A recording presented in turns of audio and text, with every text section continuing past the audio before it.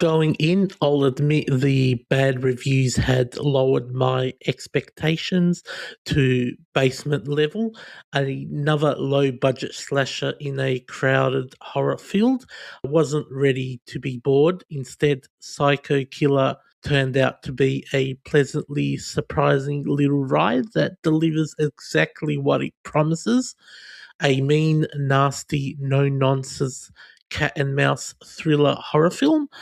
The story follows a determined police officer who begins hunting a vicious serial killer after her husband, a highway patrolman, becomes one of his victims. From there, it's a straightforward revenge and justice type movie, but the execution keeps it engaging. The killer himself is an absolute son of a bitch, cold, taunting, and thoroughly unpleasant in the best way possible. He doesn't have a tragic backstory or tortured anti hero vibes.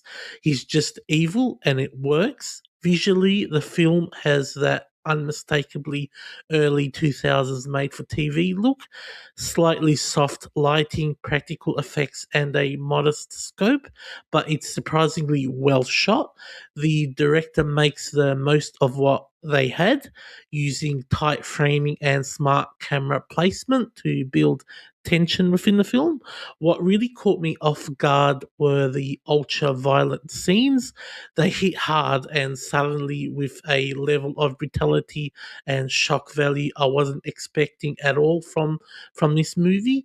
And it's something that feel I feel that this movie it did perfectly.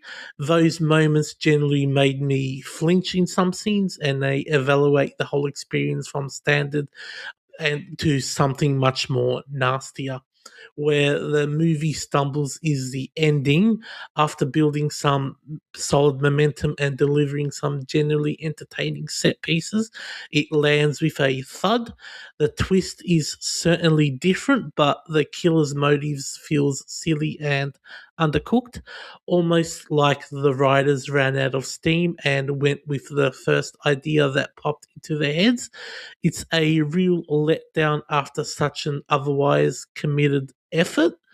So I would say overall, Psycho Killer is far from perfect, but it's a lot more fun than its reputation suggests. If you're in the mood for a gritty, violent horror thriller that doesn't take itself too seriously and knows how to land a few solid punches, this one delivers. Just don't expect the ending to stick the landing.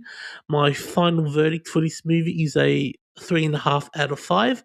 It's worth a watch on a slow night, especially if you love unapologetic slashers with teeth. With this movie, there's no backstory with the killer, but which I would have liked more of.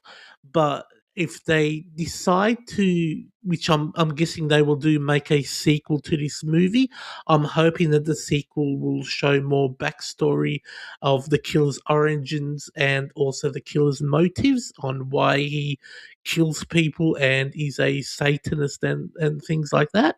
So again, my rating for this movie is 3.5 out of 5. I sometimes wonder and think if people watched the same movie as me, because judging by the reviews are really bad. It has like a 28% score on Rotten Tomatoes, 28 out of 100%, which is really bad. And I'm like, with me watching this movie and how entertained I was and how good it actually turned out to be, sometimes you just realize, are people watching the same thing? Maybe, maybe not. Who knows?